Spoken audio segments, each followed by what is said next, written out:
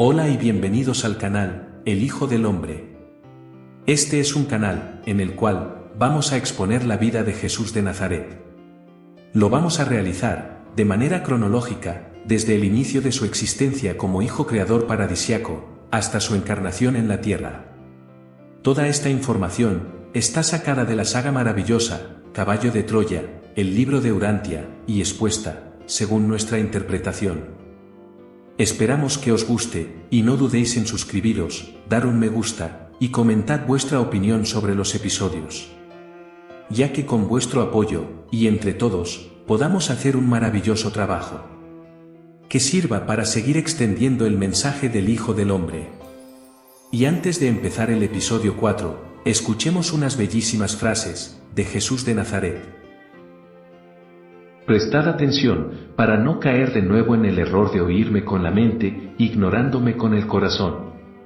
Desde el primer momento de mi estancia entre vosotros, os enseñé que mi único fin, era revelar a mi Padre de los cielos a sus hijos en la tierra. He vivido esta encarnación, para que podáis acceder al conocimiento de ese gran Dios. Os he revelado que Dios es vuestro Padre y vosotros sus hijos. Dios os ama. Y es un hecho que sois sus hijos. Por la fe en mis palabras, esto se convierte en una verdad eternamente viva en vuestros corazones. Cuando, por esa fe viva, os hagáis conscientes de ese Dios, y de cuanto afirmo, entonces habréis nacido como hijos de la luz y de la vida. Y yo os prometo, que seguiréis ascendiendo y que encontraréis al Padre en el paraíso. Os exhorto a que no olvidéis, que vuestra misión consiste en la proclamación del Evangelio del Reino. Es decir, la realidad de la paternidad de Dios y la hermandad entre los hombres. Anunciad la buena nueva, en su totalidad. No caigáis en la tentación de revelar tan solo una parte. Prestad atención. Mi resurrección no debe cambiar el gran mensaje. Es decir, que sois hijos de un Dios. Permaneced, pues, fieles al Evangelio del Reino. En el episodio 3, nos quedamos, en la anunciación de Gabriel a María. En este episodio 4, vamos a saber, cuándo fue el viaje a Belén de José y María. El nacimiento de Jesús de Nazaret. La llegada de los príncipes de Mesopotamia, y la luz que los guiaba hasta Belén.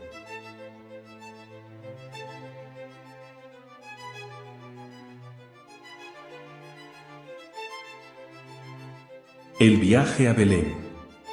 En el mes de marzo, del año -8, mes en el que se casaron José y María, César Augusto, decretó que todos los habitantes del Imperio Romano, tenían que ser contados. Había que hacer un censo, para mejorar el sistema de impuestos. Los judíos, siempre habían estado predispuestos, contra cualquier intento por contar al pueblo.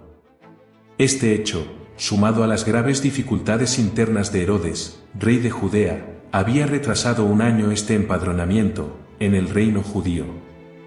En todo el Imperio Romano, este censo se llevó a cabo, en el año -8.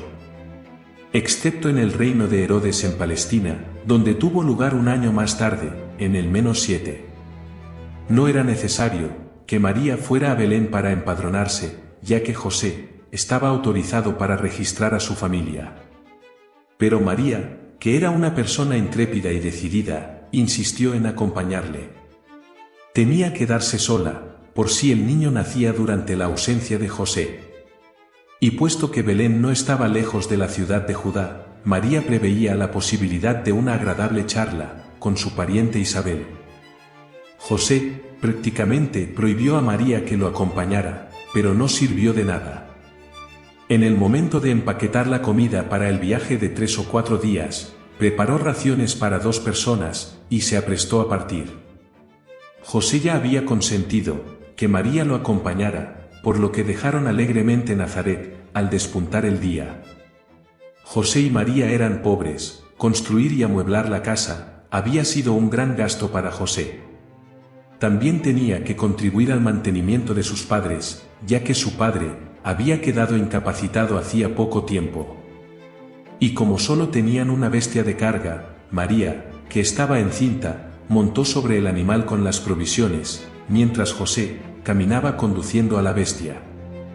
Así es como esta pareja judía partió de su humilde hogar, en Nazaret, por la mañana temprano, el 18 de agosto del año -7, en dirección a Belén. Su primer día de viaje les llevó cerca de los cerros, al pie del monte Gilboa. Allí acamparon durante la noche, junto al río Jordán. Hicieron muchas especulaciones sobre la naturaleza del hijo que iba a nacer. José se adhería al concepto de un maestro espiritual.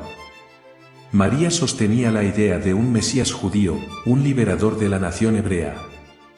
A primeras horas de la radiante mañana del 19 de agosto, José y María se pusieron de nuevo en camino. Tomaron su comida del mediodía, al pie del monte Sartaba, que domina el valle del Jordán. Continuaron su viaje, llegando por la noche a Jericó, donde se alojaron en una posada del camino, en las afueras de la ciudad. Después de la cena, y de mucho discutir sobre la opresión del gobierno romano, de Herodes, la inscripción en el censo, y la influencia comparativa de Jerusalén y Alejandría, como centros del saber y de la cultura judíos, los viajeros de Nazaret se retiraron a dormir. El 20 de agosto, por la mañana temprano reanudaron su viaje, llegando a Jerusalén antes del mediodía. Visitaron el templo, y continuaron hacia su destino, llegando a Belén a media tarde.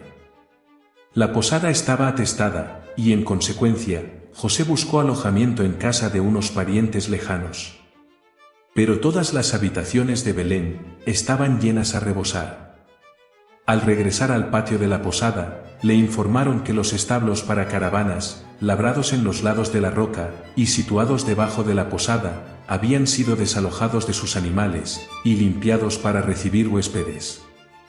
Dejando el asno en el patio, José se echó al hombro las bolsas de ropa y de provisiones, y descendió con María los escalones de piedra, hasta su alojamiento en la parte inferior. Se instalaron en lo que había sido un almacén de grano, enfrente de los establos y de los pesebres. Habían colgado cortinas de lona, y se consideraron afortunados por haber conseguido un alojamiento tan cómodo. José había pensado ir a inscribirse enseguida, pero María estaba cansada, se sentía bastante mal, y le rogó que permaneciera con ella, lo cual hizo.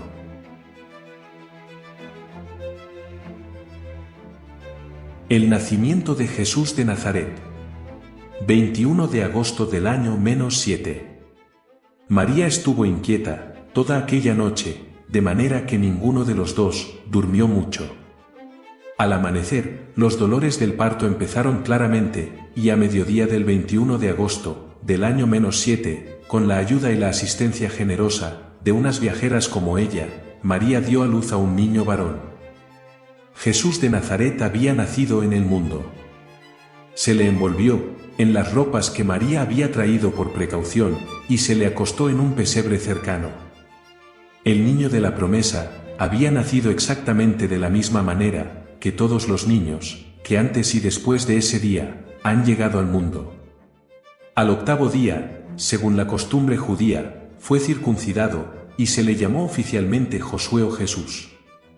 Al día siguiente del nacimiento de Jesús, José fue a empadronarse. Se encontró con un hombre, con quien habían conversado 2 noches antes en Jericó. Y éste lo llevó a ver a un amigo rico, que ocupaba una habitación en la posada. Aquella misma tarde se trasladaron a la posada, donde permanecieron cerca de 3 semanas. Hasta que encontraron alojamiento en la casa de un pariente lejano de José. Al segundo día del nacimiento de Jesús, María envió un mensaje a Isabel, indicándole que su hijo había nacido. Y ésta le respondió, invitando a José a que subiera a Jerusalén, para hablar con Zacarías de todos sus asuntos. A la mañana siguiente, José fue a Jerusalén para conversar con Zacarías. Tanto Zacarías como Isabel habían llegado al sincero convencimiento de que Jesús estaba destinado a ser en verdad el libertador de los judíos, el Mesías. Y que su hijo Juan sería el jefe de sus ayudantes, el brazo derecho de su destino. Como María compartía las mismas ideas, no fue difícil convencer a José para que se quedaran en Belén, la ciudad de David. Todo con el objeto de que cuando Jesús creciera, pudiera ocupar el trono de todo Israel, como sucesor de David. Por consiguiente, permanecieron más de un año en Belén, y José efectuó mientras tanto algunos trabajos en su oficio de carpintero. Aquel mediodía en que nació Jesús, ningún pastor u otra criatura mortal vino a rendir homenaje al niño de Belén. Hasta el día en que llegaron ciertos sacerdotes de Ur, que habían sido enviados por Zacarías desde Jerusalén. Los magos de Mesopotamia y la estrella de luz. Los vecinos de Belén tenían en la memoria la visita a la aldea de un grupo de notables, justamente en el mes de septiembre del año -7, unas 3 semanas después del nacimiento de Jesús. Fue un acontecimiento. Algo así no pasó inadvertido para los humildes pastores y campesinos. Un buen día, se presentó en la aldea una caravana de gente singular. Hablaban raro. Vestían ropas orientales y parecían ricos. Contaron 100 camellos y numerosos esclavos. Dijeron ser príncipes. Habían viajado desde la tierra de Sinar, en Mesopotamia. Al parecer, según contaron, meses antes se había presentado en la ciudad caldea de Ur un misterioso educador religioso.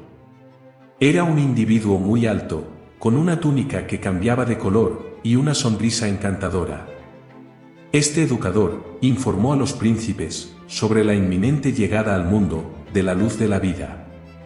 Sería en forma de niño y entre los judíos. Y los notables, príncipes y sacerdotes de la región se pusieron en camino. El viaje se prolongó durante 3 meses. Una luz vivísima los guiaba durante el día. En la noche, el singular astro permanecía sobre el campamento, iluminándolo, como si fuera de día.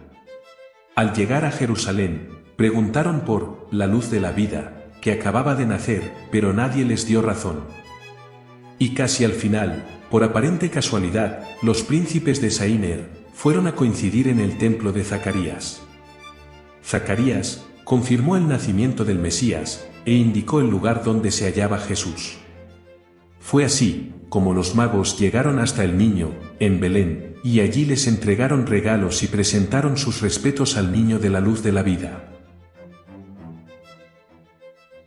Con respecto al asunto de la luz brillante, la cual dio a los príncipes de día y de noche, durante 3 meses en dirección a Belén, dejamos que vuestra imaginación lo interprete como mejor desee.